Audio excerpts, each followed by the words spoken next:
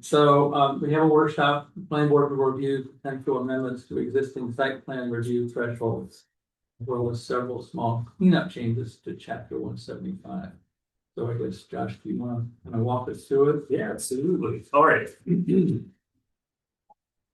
So, first, good evening, everybody.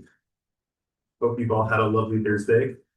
All right. So during our previous meeting, we discussed review threshold concerns with the site plan ordinance and significant restrictions that are placed that are currently on staff review during the site plan process. So the issue with the review threshold concerns was that there was no clarification that staff can review something previously approved by the planning board. And so that actually prevented a lot of different projects that would have otherwise been applicable for staff review from being reviewed. So the second part of that was that there are significant restrictions on staff review. There are no separate submission currently, there are no separate submission requirements for projects that do qualify for staff review, and all of the same submission material is required. And even if a project does qualify for staff review, the application burden is still the same. So you still have to turn in all the same stuff. And then So can we start talking about some of that, or do you want to finish your intro? well, so I'm kind of pulling it all together, and then we'll go through one by one, just because there's a whole picture, and then we'll kind of. All right, talk the whole picture, then I wanted to just ask about it, because I've gone through it twice, and I was trying to decide how it ended up. Oh, So go ahead. All right. No, that's fine. All right. And then just on that point with the staff review is that if you consider that at least during planning board, applicants can request waivers. During staff review, they couldn't request waivers. So really, if you go for staff review, you have to submit the maximum amount of application material, no matter how small your project is. So our considerations when we were approaching this is really looking at minimal revisions to achieve some pretty significant solutions. So we use existing language in the code wherever possible. And we try to do this through small, meaningful changes. So nothing huge, but the result should be pretty significant for developers with small projects. The overarching basic change is that we clarified that staff can review changes and use staff can review changes of use and amendments to approved site plans that propose under 1,000 square feet of additional impervious surface, as long as they don't otherwise meet the threshold listed under proposals requiring site plan review. So, of course, that's the big one that staff, like the fact that it was previously approved by the planning board does not preclude staff review. So we proposed two separate subsections with application requirements. 175-5A outlines the requirements for staff review, and 175-5B outlines the requirements for planning board review. So the main difference is that the staff review would require basic mapping and general narrative information required for maintaining accurate records and ensuring zoning codes are being met. But it allows the planning director to require other information listed in section 175 or from the other list of requirements, the planning board list of requirements, if the director deems it applicable to the submission.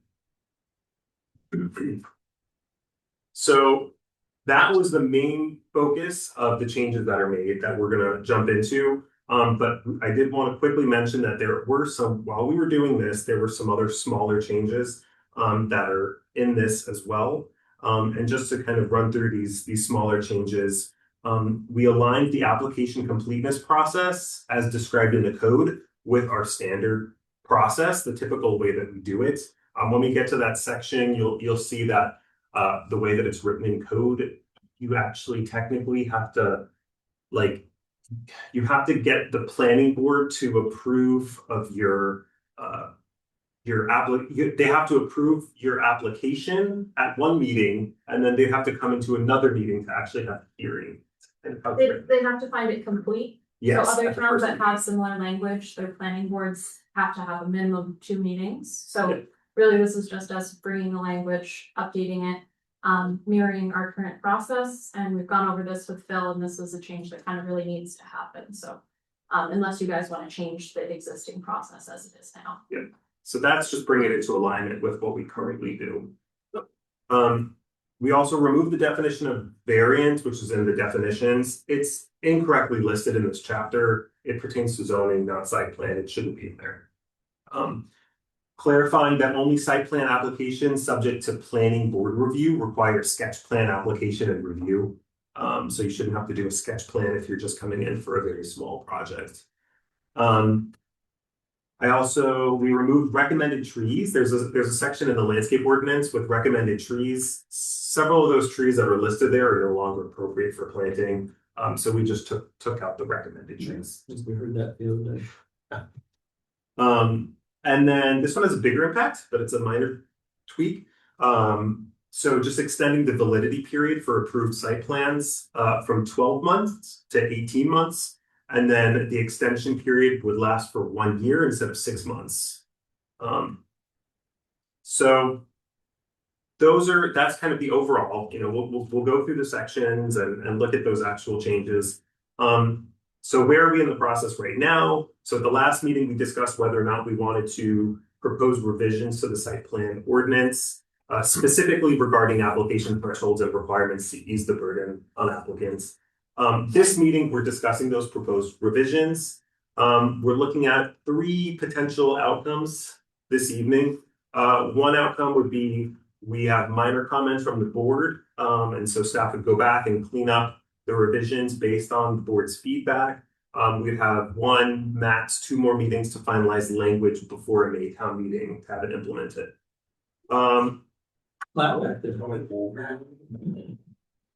Also, you had to move. I think you had to move more than that. Yeah. I said every 2 minutes. You didn't write down that you're in the dark, did you? Okay, so that was the first possible outcome. Second possible outcome, we look at this and we actually have major comments. There are significant things that we actually want to change here. If that's the case, it'll probably take a series of workshops. So we would, instead of aiming for the May town meeting, we'd aim for a future town meeting. The only thing to note with that is that as we're working through recode, this might take second precedence to recode, if that's the case. Lastly, if we look at it, maybe there are significant issues that we have with this, and we just think, you know what, let's table it for now. We can revisit this sometime in the future. There are just a few minor legal issues that the town's attorney had brought up. We could just proceed with just making those few tiny minor tweaks. So those are the three things that we're looking at, like how we proceed from here. Minor amendment, Josh, there are 4. You could decide you love it, and we can just be done after tonight. No, that's always an option, guys. Not to limit you in your discussion. I want to throw it out there. So that's what it was 1A. A and 1B. I should have left Yeah, that. That was insane. with 1A. You should have led with that. I think we all like that. All right. All right. So yes. So basically, that's a broad picture. I'm proposing that we would run through. For me, it'd be better if you stated the broad picture and we sort of talk down through that. Okay. And then we could go to the details, right? Because some of it, we might be able to, just say, yeah, I think we can all agree to that. Excellent. And in particular, the one where you talk about the timing, right? Does anyone have any objection to changing the durations, right? Because we have found that given what's happening with money and that kind of stuff and people getting their funding in place or whatever, it's coming harder, right? So even when they get the projects approved, there may be a delay before they can get the project started. And Amy's was a case in point, right? And so I guess unless there's a problem, at least that portion of it, I think is kind of to me anyway, a little bit of a no-brainer. But that being said, couple, and I, overall, I think this is a good thing for us to do, right, so. Question I have, and I was trying to, that's why I read through it a couple of times, I was trying to determine what it was doing. Again, the language needs to be in there to allow for it to go to staff, which is, whatever the attorney says, that's what we need to do, I agree with that. Secondly, you talk about, and I just call it the burden on the applicants, right? If in fact what we're doing is I sat back and listened to the whole discussion on Drew, right? But, and not picking on you, but the memo for Drew's application from here to the board was 17 pages, right? Well, if this goes to this new zoning change, is it gonna be 17 pages or are we gonna have something less? And by that, what I'm getting to is not that they shouldn't satisfy requirements, but do we need them to do peer review stuff? Do we need them to do lighting plans? Do we need to do different things like that? When it's such I'll call it a minor change, right? And how do we know that that's the way it's gonna happen? Or not saying we would, or are we just changing the venue instead of someone having to go through all the engineering and everything else to go to the planning board, they're doing it to go to the planning staff. So, do you understand? Yes, absolutely. That? I think, and I will note, I know I didn't write the memo for this one, but 26 Union Park Road did come in the middle of this process, and for us, it was a little bit of a litmus. No, I'm gonna finish. It was a little bit of a litmus test for how maybe the board was feeling about these minor changes, and so the memo was large because we wanted to give you the option, because it was a little different. I didn't prompt him, but I would almost applauded when he said what he said. But anyway, go ahead. Yeah, I wasn't actually at the meeting. I just wanted to note that it did come in the middle of this process and we did consider it. Yeah. And I think the board did, feel that it was minor. And so we did in some ways, use that influence when we came up with these determinations. But to answer your actual question, no, the whole point is that the list of requirements for the staff review is much reduced. It's just very basic mapping things that we really need for keeping records for legal reasons. We need boundary surveys, we need tax map, we need all of that stuff. And then, so I'm not going to use a real world example, I'll just come up with a random one. Say someone wants to do, they have some lighting and they want to add like one parking space. So it comes in under the, they've got an approved plan, they want to add, let's choose park spaces. So it comes in under the 1,000. It can go to the director. They've got an approved plan where they were all good on landscaping, all good on lighting. The two spaces are just at the edge. The director has the ability to say, you know what, I don't really think you need anything else. Just give me the mapping information. And I do need the peer review engineer to look at it for stormwater reasons because the state has delegated stormwater capacity to us. So we have a duty to maintain that. So that is why reviewing authority has been put through so that the director can use their discretion to say, yes, we need to have some escrow funds for the peer review stormwater engineer to review this. He'd probably have minimal comments. But say it's the same thing, but there's no lighting out there and the parking spaces are kind of off to the edge. Maybe that would be hey, we need some lighting information to know that it's going to be safe for these people. We don't need a landscape plan. You're all good in that regard. But we need some lighting information. And by switching up planning board with reviewing authority, it gives a lot of flexibility to the staff to look at something, see the project for what it is, and request only what is needed to make things safe for the people visiting and the abutters. Okay. Then the other thing related to that, and I say not necessarily related to that, but the other thing is that, and we never really implemented it, but we had talked about it even with the other thresholds, right? Because a lot of times what would happen is there'd be a project, someone would be brought to us because they'd call and talk to Scott or I and say, I think we need to have the board support on this one. So we bring it to the full board, which I saw you have in there, which is good, right? But the other thing that didn't really happen is we didn't always get told as a board. So whether it becomes a standard item on our agendas, that basically if you can add that, at least report to the board items that you've reviewed and approved and so forth. So we I think know it should be plenty easy, a little just automatic thing at the top of your agenda. I don't want to make it overwhelming or anything else. Just okay. These things were approved. The other thing you mentioned. And I'm not picking on any other planning board, right, but I have more experience with. Planning boards, both in New Hampshire and here than I'd like to say, but the bottom line is that I watched all the different processes. You said something about 2 meetings.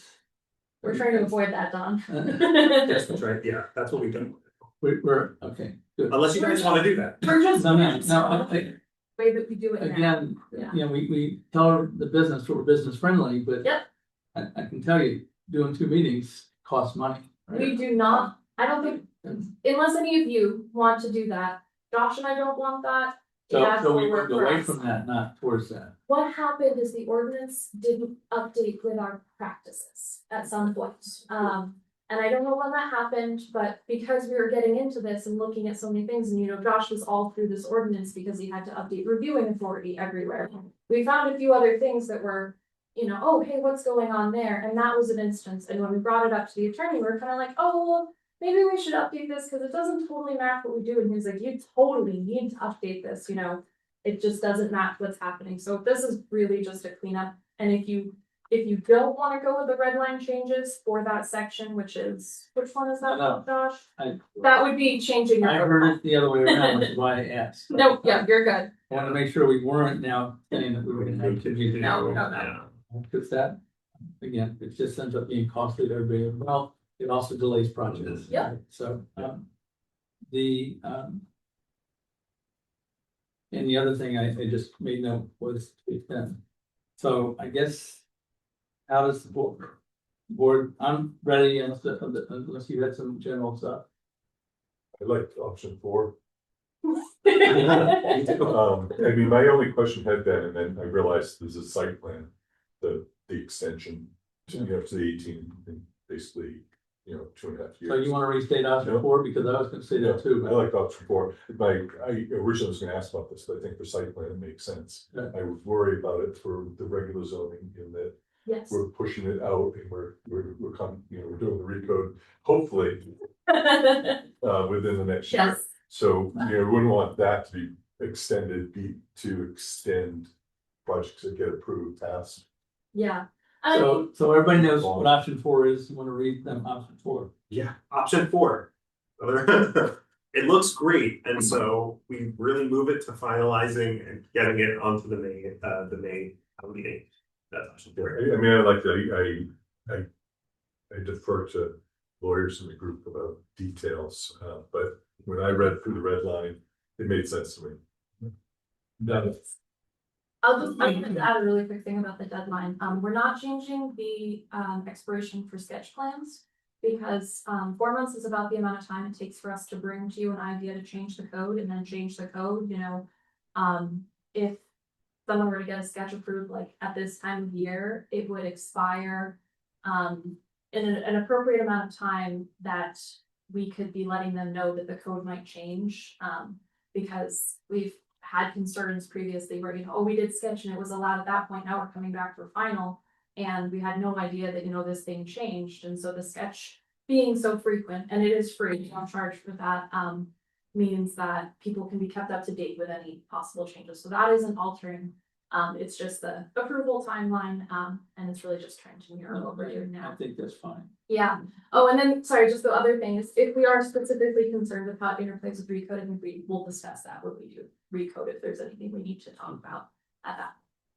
So you guys, any comments or questions or thoughts? Our attorney, you can't just not. say anything. I'm not gonna, I'm not gonna say What do you yes. got for us, Larry?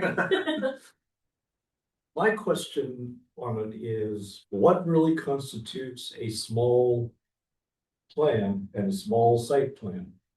That I'm thinking in terms of, 2 hypotheticals. One involved a skin place down by the Dairy Queen. That is totally hypothetical. Was that in place? Okay. Sarah, whatever, care something. in my care? Hypothetically. Hypothetically. Yeah, I'm just making up names. That did start a little bit differently, and I'm not defending anything, but. Yeah. She basically started some work before it even came to the board, it was brought to the code officer's attention.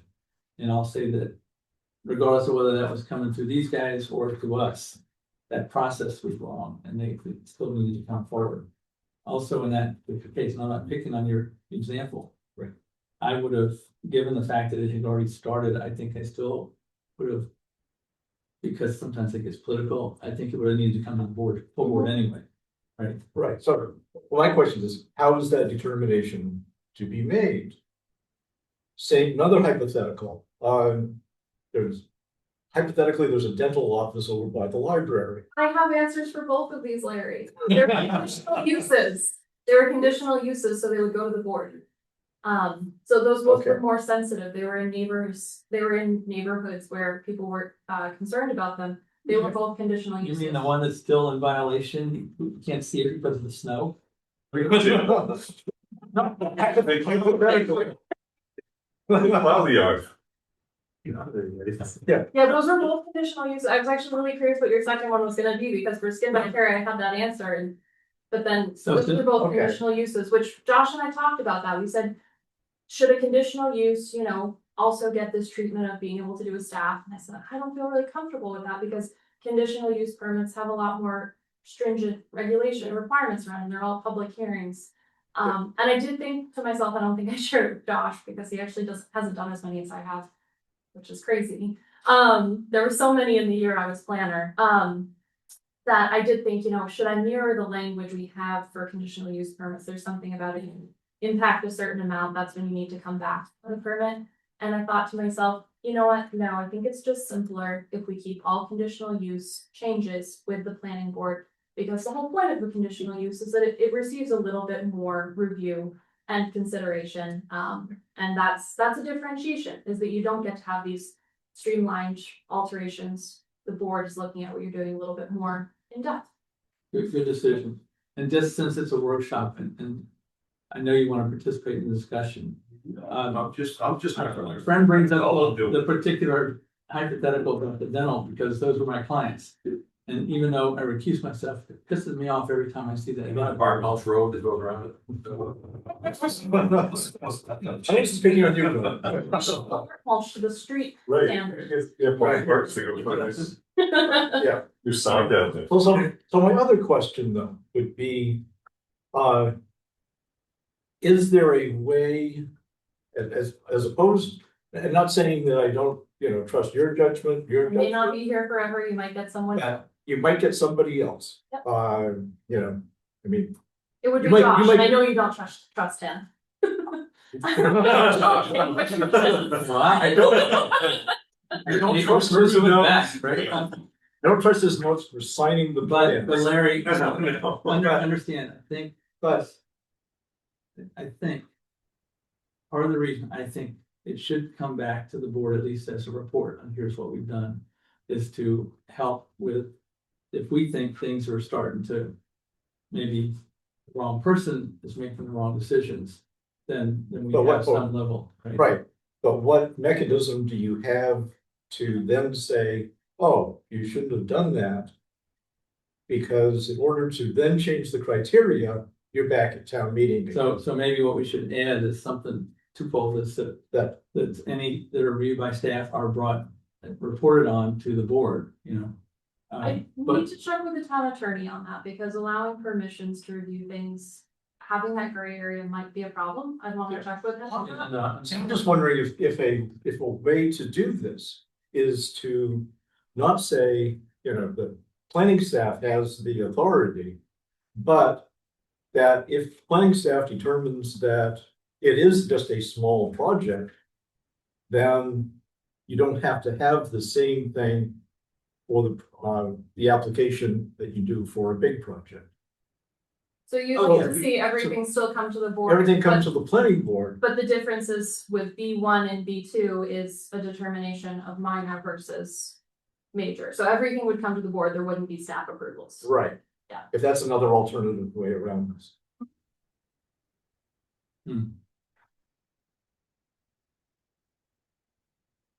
Wait, so that would just get rid of staff approvals completely? Mhm. Okay. Yeah. Oh, and But then, but staff can determine this is a small project. it's an extra parking space. You don't need to have, 20 engineers and 5 landscape architects for this additional parking space. This is what you need in order to present it to the planning. Oh, okay, so the You staff, Still add more time to That's- approvals. The idea of that's staff exactly is what- to speed it up. you Staff know. was to allow these Right. simple projects to keep going. Well, we went through a real drought period for having stuff before the planning You're board. right, wasn't that a lovely time? No, but it's just. I we miss need- Thursday we night need- meetings. We need a certain amount of time to get, you only meet twice a month.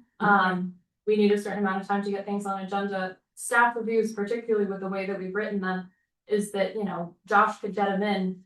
I could potentially approve it a week later, it could be a very quick turnaround if we get this to, yeah.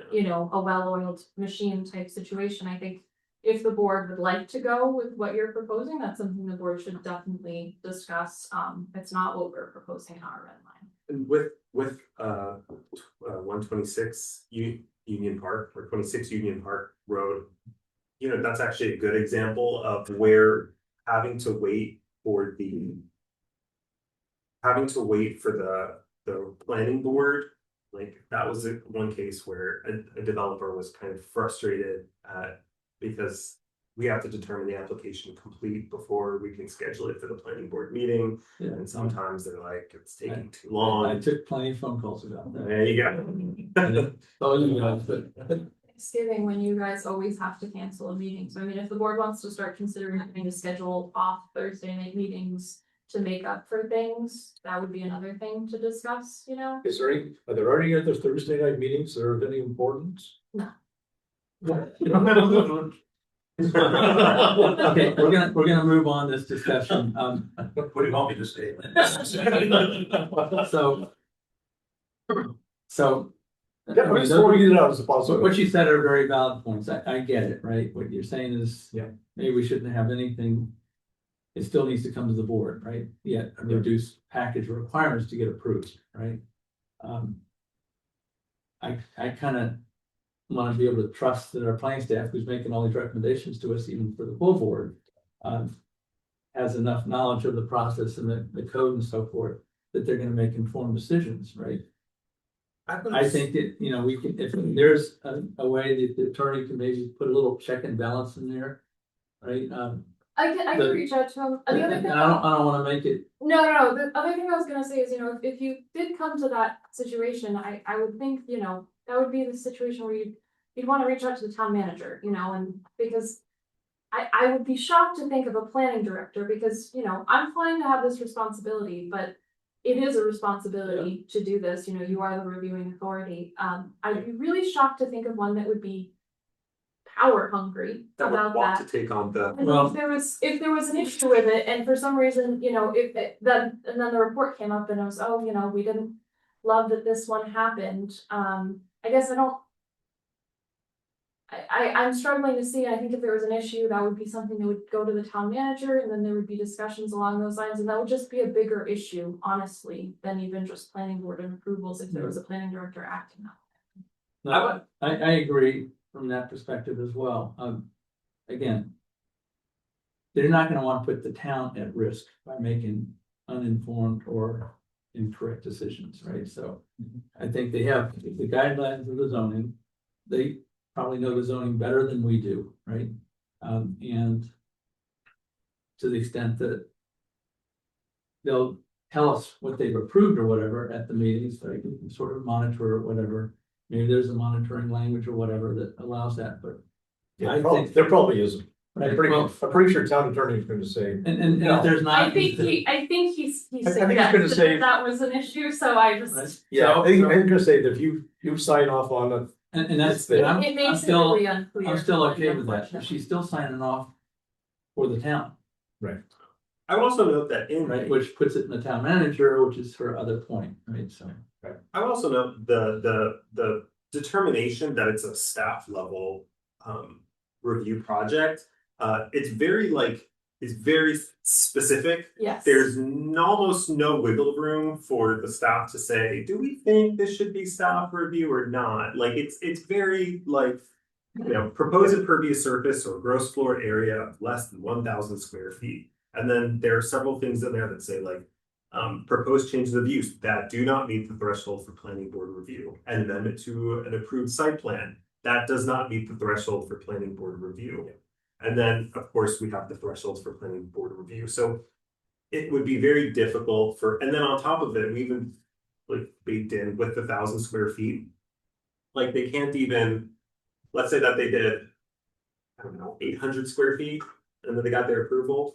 And then they came back and they wanted to do another approval, and they said, okay, now we're going to do one for 500 square feet, right? So you think, okay, you could slowly go over. There's a, you know, there's a piece that we put in here, like cumulatively, once you hit 1,000, you have to go to planning board. So it doesn't give staff, you know, even if we did get a villainous director in the future, like they wouldn't be able to. They wouldn't. You don't have one now?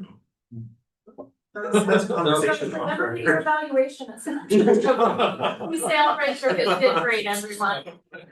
If I said anything, as long as they don't walk into staff review with you with a stenographer, you're okay. So I'm back to Yeah. I'm with 4, I mean, it was already in the code, Mhm. it just wasn't able to be used.